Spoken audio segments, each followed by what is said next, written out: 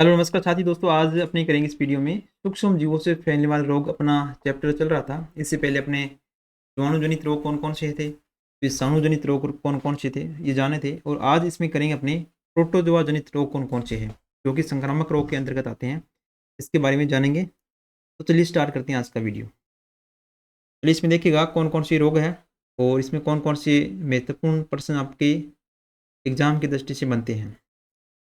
इसमें देखिएगा प्रोटोजोआ जनित रोग है, जो प्रोटोजोआ जनित रोग है इसमें देखो एंट अमीबा हिस्टोलिटिका है, ट्रिपिनोसोमा गेम्बियस है, लिशमेनिया डोनोवली है, और ट्राइकोमोनास विजाइनलिस है, जियार्डियो है, प्लाज्मोडियम वाइवेक्स है, और टॉक्स प्लाज्मा कोंडियाई है। ठीक है, इनके रोगों के बारे में जानेंगे। रोग जनित प्रोटोजोआ के संघ के उदाहरण है ये। ठीक है, ये आप यहाँ से थोड़े याद कर लेना। यहाँ से अगर पूछा जाए कि निम्न में से विषाणुजनित रोग कौन कौन से है, जीवाणुजनित रोग कौन कौन से है, या आपको डायरेक्ट दे दे या प्रोटोजोआ जनित इनमें से रोग कौन सा नहीं है, तो ये उदाहरण आपको शामिल ये याद होंगे तो आप आसानी से इनको पहचान लोगे। चलिए इनके बारे में अपने एक एक करके पढ़ते हैं।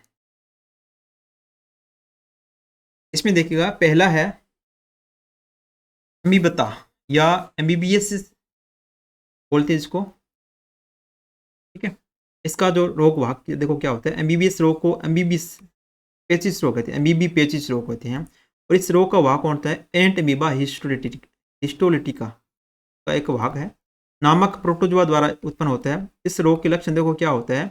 इस रोग में जंतु की ट्रोफोजोइट अवस्था आंत्र की भित्ति में प्रवेश कर उत्तक अपघटक एंजाइम का स्राव करती है, जो कोशिकाओं का अपघटन कर देती है। इससे उन स्थानों पर छोटे छालों के समान उभार बन जाते हैं, इसमें श्लेष्मा भरा होता है। ये उभार आंत्र में फटकर श्लेष्मा स्राव करते हैं, जिससे मल के साथ बाहर आते हैं। तो आप यहाँ से याद रख सकते हो कि अमीबिता रोग या अमीबी पेचिस रोग है, किस अंग को प्रभावित करेगा? अंतर को प्रभावित करेगा। आंत को ये रोग है प्रभावित करता है। और इसमें रोगी को बुखार तो नहीं होता, लेकिन दिन भर पेट में मरोड़े उत्पन्न या दस्त लग सकते हैं, और दस्त में आंव के साथ साथ रक्त में निकलता है और रोगी बहुत कमजोर हो जाता है। तो आप केवल यहाँ से ये याद रखना कि अमीबाता या अमीबियस या अमीबा पेचिस है एक प्रोटोजोआ जनित रोग है, और किस प्रोटोजोआ से होता है? एंट अमीबा हिस्टोलिटिका की वजह से। और इसमें प्रभावित अंग कौन से? आंत्र है। इतना इसमें याद रखना यहाँ से। चलिए नेक्स्ट देखो इसमें। और रोग का प्रसार मक्खियों या वायु या जल के द्वारा होता है ये। और रोग के बचाव के लिए पानी उबालकर पीने के काम में लेना चाहिए। खुला भोजन है, अन्य सामग्री का सेवन नहीं करना चाहिए। और घरेलू मक्खी इस रोग के यांत्रिक वाहक का कार्य कर सकती है। ठीक है, और रोग के इलाज के लिए एमेटिन या फिर फ्यूमेजिटिन मेट्रोनिडाजोल है, औषधियों का प्रयोग किया जा सकता है। नेक्स्ट है प्रवाहिका या अतिसार। प्रवाहिका या अतिसार ये अपने पढ़ा था डायरिया जीवाणु में पढ़ा था। ठीक है, जीवाणु वाले चैप्टर में ये पढ़ा था। तो यहाँ पर देखो प्रोटोजोआ जनित रोग है। ये प्रोटोजोआ कौन सा होता है? जीआरडीओ होते हैं। जीआरडीओ प्रोटोजोआ होते हैं। यहाँ पर जो प्रोटोजोआ जनित भी रोग है ये याद रखना। और यही रोग जब इसका जीवाणु आ जाएगा साइजेला समूह का, ठीक है, ये याद रखना, साइजेला समूह का जीवाणु आ जाएगा तो जीवाणु जनित रोग हो जाएगा। जियोर्डिया जब तक इसका प्रोटोजोआ है तो ये प्रोटोजोआ जनित रोग रहेगा। और साइजेला जीवाणु समूह आ जाएगा तो ये जीवाणु जनित रोग हो जाएगा। कौन सा? प्रवाहिका या अतिसार है। नमक असाबिकीय प्रोटोजोआ से उत्पन्न होता है। यह जल भोजन आदि माध्यम से शरीर में प्रवेश कर आंत्र में पहुंच जाता है, यानी कि आंतर संबंधी रोग है ये भी अतिसार है। दस्त वगैरह हो जाती है इसके अंदर। ठीक है, शरीर में रिहाइड्रेशन या जल की कमी हो जाती है। डायरेक्ट आपको ये नहीं पूछा जाएगा कि प्रवाहिका या अतिसार किससे संबंधित है। अगर पूछा जाता भी है तो या तो आपको प्रोटोजोआ मिलेगा या आपको क्या मिलेगा? जीवाणुजनित रोग मिलेगा। दोनों में से एक मिलेंगे इसमें। इस देखो इस रोग के लक्षण क्या होते हैं। इस रोग के कारण व्यक्ति को पतली दस्त लगने लगती है। रोगी के उदर में, उनके पेट में पीड़ा होती है तथा भूख नहीं लगती है। शरीर में दर्द है, बेचैनी है। रोग के इलाज के लिए क्लोरोक्विनिन हो या फिर केमोक्विन, एंटीब्रिन आदि औषधियों का प्रयोग किया जा सकता है। कुछ औषधियाँ हैं, इनकी औषधि लेने से ये ठीक हो सकता है। नेक्स्ट है ट्रिप्नोसोमिसिस। ट्रिप्नोसोमिसिस रोग जो है इसे निंद्रा रोग भी कहते हैं। यह रोग ट्रिपनोसोमा गैम्बियस द्वारा होता है। इसका संचरण जो है सेड्सी मक्खी जो होती है ग्लोसाइना पाल्पेलिस, ग्लोसाइना पाल्पेलिस एक मक्खी है, इसके द्वारा सेठी मक्खी जिसको बोलते हैं, इसके द्वारा ये फैलता है। निंद्रा रोग है, एक प्रोटोजोआ जनित रोग है, यहाँ तक इसमें याद रखना, प्रोटोजोआ जनित रोग है।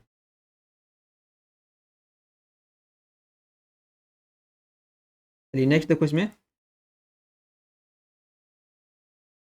यह जो हमारे शरीर के लसिका तंत्र में प्रवेश कर, लसिका तंत्र में प्रवेश कर विषैले पदार्थ का स्राव करती है, जिसमें तंत्र में सूजन आ जाती है।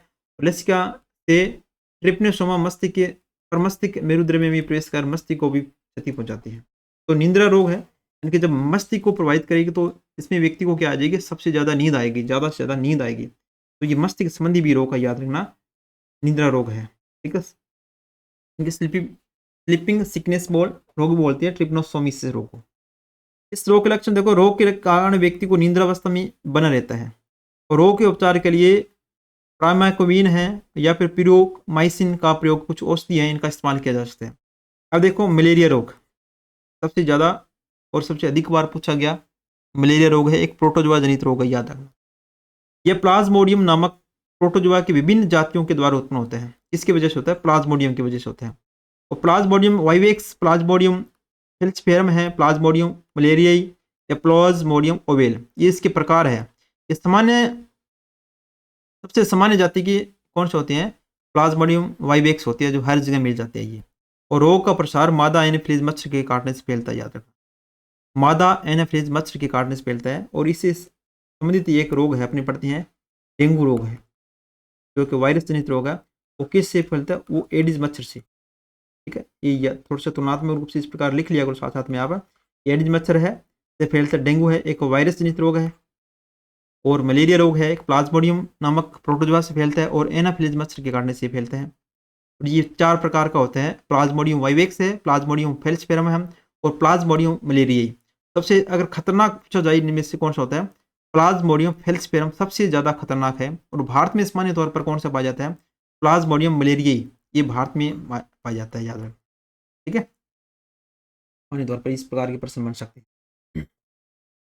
चलिए नेक्स्ट देखो, इस प्रकार का कुछ उदाहरण के द्वारा समझाया गया इसमें। जीवन चक्र है प्लाज्मोडियम का, किस प्रकार चलता है। अब देखो प्लाज्मोडियम का जीवन चक्र थोड़ा सा अपने पढ़ लेते हैं इसमें। प्लाज्मोडियम का जीवन चक्र है, तब मादा एनाफिलीज मनुष्य को काटती है, जब मादा मच्छर होता है तो मनुष्य को काटती है, तो तब स्पोरोजोइट के रूप में प्लाज्मोडियम शरीर में क्या कर जाता है, प्रवेश कर जाता है। और मानव शरीर की यकृत कोशिकाओं व लाल रक्त कणिकाओं को क्या करेगा, परजीवी गुणन करता है। यकृत कोशिकाएं हैं और लाल रक्त कणिकाएं हैं, वहां पर अंदर प्रवेश करके वहां पर अपना क्या करेगा, गुणन करेगा, वृद्धि करेगा, और हीमोजोइन बनता है, जो कंपकपी या टिरून व जुवर का कारण बनते हैं। इसके वजह से क्या होता है, ये इसका प्रोटोजोआ शरीर में प्रेस कर जाता है तो क्या बनाएगा, एक हीमोजोइन का निर्माण करेगा। इसकी वजह से क्या हो जाएगा, कंपकपी या टिटूरन व जुवर का उत्पन्न होता है। यानी कि मलेरिया रोग जिसको भी हो जाता है तो सबसे ज़्यादा उसको कंपकपी लगती है, बुखार आता है, ठीक है, सर्दी बहुत ज़्यादा लगने प्रारंभ हो जाती है। जब मच्छर संक्रमित मनुष्य को काटते हैं तो परजीवी मच्छर में गेमेटोसाइट के रूप में प्रवेश कर जाते हैं, वह परजीवी को आगे का परिवर्धन मच्छर में होता है, ठीक है। जब भी काटेंगे तो गेमेटोसाइट के रूप में उसके मच्छर के शरीर के अंदर प्रवेश कर जाएंगे रक्त के माध्यम से, और गेमेटोसाइट से युग्मक जनन द्वारा युग्मक बनते हैं तथा निषेचन के युग्मनज का निर्माण होता है। युग्मनज में विभाजन से पुनः स्पोरोजोइट बनते हैं और मच्छर के लार ग्रंथियों में प्रवेश कर जाते हैं। जब मच्छर मनुष्य को काटते हैं तो स्पोरोजोइट उसके शरीर में प्रवेश कर जाते हैं। इस रोग के उपचार के लिए एंटीमनी यौगिक युक्त औषधियों का प्रयोग से लाभ पहुंचाते हैं, ठीक है। एंटीमनी जो यौगिक है उसके युक्त औषधियों का प्रयोग किया जाना चाहिए। यहाँ से जीवन चक्र के बारे में ज़्यादा कुछ नहीं है, केवल यहाँ से आप ये याद रख सकते हो, परजीवी गुणन करेगा तो हीमोजोइन का बनाता है, क्या निर्माण करेगा, हीमोजोइन का निर्माण करेगा। हीमोजोइन यानी कि इससे कभी और ठंड लगेगी, और इसका वाहक वगैरह कौन कौन से और रोगजनक कौन से, ये आपको याद रखना है। देखो लक्षण क्या होते हैं, रोग के होने पर सिर में दर्द होना प्रारंभ हो जाता है, रोगी का भी जी मचलाता है, उल्टियाँ होने लगती हैं, शरीर सर्दी होकर तेज ज्वर भी चढ़ता है। रोग से बचने के लिए मलेरिया फैलने से के मौसम में 300 मिलीग्राम कुनियन प्रतिदिन खाते रहना चाहिए, यानी कि कुनियन की गोलियां अगर खाएंगे तो ज़्यादा अच्छा आराम रहेगा। और पानी को उबाल कर पीना है। फल एवं सब्जियों को अच्छी तरह के धोकर प्रयोग में लाना चाहिए। आसपास अथवा घर से ठहरे हुए जल का निकास कर देना चाहिए, यानी कि जल आसपास के, हमारे घर के आसपास क्या है, जल को नहीं ठहरना देना चाहिए, अन्यथा वहाँ पर उनके जो जीवाणु हैं, प्लाज्मोड प्रोटोजोआ है, वो क्या करेंगे, वृद्धि करेंगे वहाँ पर, क्योंकि एनाफिलीज मच्छर वहाँ पर अंडे वगैरह देगी।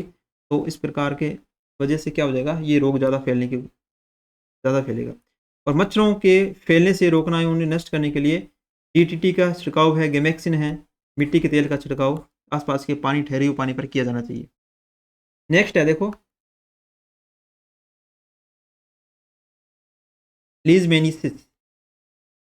लीजमेनिसिस, इसको एक नाम और भी है, देखो इसमें क्या क्या नाम दे रखे इसके। काला अजार रोग बोलते हैं इसको, काला अजार रोग, या तो इसको काला अजार के रूप में अपने को मिलता है, या फिर लिस्मेनिसिस के रूप में। यह रोग लेशमेनिया की विभिन्न जातियों द्वारा उत्पन्न होता है।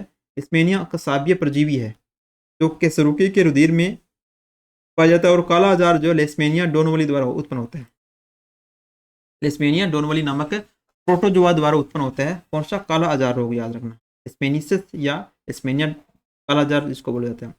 इस रोग के लक्षण है, इस रोग के परजीवी शरीर में जालिका अंतस्तर तंत्र, ठीक है, को अवरुद्ध कर देते हैं, जिसमें पलिया अधिक बढ़ जाती है, स्प्लीन है, उस पर प्रभावित करता है। या शरीर के विभिन्न भागों में फोड़े समान उभार बन जाती है, जिससे विशेषकर नासावेस्तम पर मुख्य एवं ग्रसनी भाग प्रभावित होते हैं। कौन सा अंग प्रभावित करता है, स्प्लीन को प्रभावित करता है, पलिया को प्रभावित करता है। कौन सा रोग है, काला अजार रोग है, एक प्रोटोजोआ जनित रोग है। और प्रोटोजोआ का नाम याद रखना, लिस्मेनिया डोनोवली, इतना याद रखना, बस आपका प्रश्न आएगा तो गलत नहीं होगा। नेक्स्ट है ट्राइकोमोनिसिस रोग। यह रोग टोक्सोप्लाज्मा की जातियों द्वारा उत्पन्न होता है जो कसाबिय प्रोटोजोआ होते हैं। और ट्राइकोमोनास की सबसे सामान्य जाति जो है ट्राइकोमोनास विजाइनेलिसिस है। ट्राइकोमोनास विजाइनेलिस है। यह प्रोटोजोआ महिला की योनि में रहता है और योनि शोध रोग उत्पन्न करते हैं, और महिला की योनि में पाया जाता है ये, ठीक है। कौन सा, ट्राइकोमोनास विजाइनेलिस है। और लक्षण है, इस रोग के कारण महिला की योनि में झागदार पदार्थ विसर्जित होता है एवं योनि में खुजली एवं जलन उत्पन्न होती है। इस रोग की वजह से ये एक प्रोटोजोआ जनित रोग है। नेक्स्ट है टोक्सीप्लाज्मोसिस। टोक्सप्लाज्मा गोंडिकाइस से उत्पन्न होता है। टोक्सप्लाज्मा गोंडिकाइस प्रोटोजोआ इसका वाहक है, रोगजनक है। तो एक स्पोरोजन प्रोटोजोआ है, यह विश्व में सभी स्थानों पर पाया जाता है, सभी स्थानों पर पाया जाता है। इसके लक्षण देखो, यह परजीवी मनुष्य के जालिका तंत्र, अंतःस्तरीय तंत्र और केंद्रीय तंत्रिका तंत्र की कोशिकाओं में पाया जाता है। और जल शीर्ष एवं क्लारियोटिनाइसिस इस रोग के लक्षण हैं, ठीक है। ये कुछ दे रखा है यहाँ पर। प्रोटोजोआ में आप ज़्यादा से ज़्यादा मलेरिया रोग है, इसको अच्छी तरह से पढ़ लेना, यहाँ से प्रश्न ज़्यादा बनते हैं। इसके अलावा इनके रोग है, इनके नाम याद रखना कि ये रोग है जो प्रोटोजोआ जनित रोग है, यहाँ से मोस्टली प्रश्न बनता है। मलेरिया रोग है, काला अजार रोग है, इनके बारे में अच्छे याद होना चाहिए। और नेक्स्ट वीडियो में अपने पढ़ेंगे हेलेंथी जनित रोग है, ये पढ़ने वाले हैं। और इसमें अब देखो कौन कौन सी, इसके अलावा भी कौन कौन से रोग है, एक लिस्ट के माध्यम से आपको बताऊंगा मैं। देखो प्रोटोजोआ द्वारा जनित रोग कौन कौन से हैं। मलेरिया रोग है, ये प्रभावित अंग तिल्ली व आरबीसी को प्रभावित करता है। प्लाज्मोडियम इसका परजीवी है और मादा एनाफिलीज द्वारा ये फैलता है। पाइये रोग है, मस्टूडों को प्रभावित करेगा। और एंट बीबा जिंजिवेलिस, ठीक है, इसका परजीवी है। निंद्रा रोग है, मस्ती को प्रभावित करेगा। ट्रिप्नोसोमा का परजीवी है और फैलता किसके द्वारा, शीशी मक्खी द्वारा, याद रखना, शीशी मक्खी द्वारा। किस में नहीं दे रखा, शीशी मक्खी द्वारा फैलता है। और काला अजार है, अस्थि मज्जा को प्रभावित करेगा। और लेजबेनिया डोनावली परजीवी इसका है और बालू मक्खी द्वारा फैलता है, याद रखना, बालू मक्खी द्वारा ये फैलेगा। कौन सा, काला अजार रोग है। और शीशी मक्खी द्वारा कौन फैलेगा, निंद्रा रोग है। अमीबिया पेचिस रोग है, आंत को प्रभावित करेगा। और एंट अमीबा हिस्टोलिटिका इसका परजीवी है। ल्यूकेरिया है, ट्राइकोमोनास, ठीक है, परजीवी के द्वारा ये फैलता है। तो ये रोग हो गए प्रोटोजोआ जनित रोग, इसको आप अच्छी तरह से अपने नोट्स में लिख सकते हो। देखो दोस्तों, साथ साथ में अपने ऑप्शनल प्रश्न भी तैयार कर रहे हैं आपके लिए। धीरे धीरे इन प्रश्नों की भी बारी आएगी और धीरे धीरे अपने करते रहेंगे।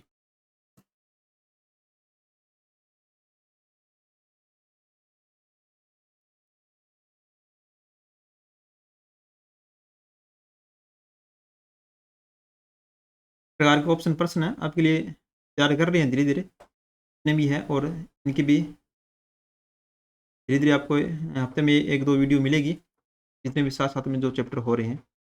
तो धन्यवाद दोस्तों, मिलते हैं नेक्स्ट वीडियो में।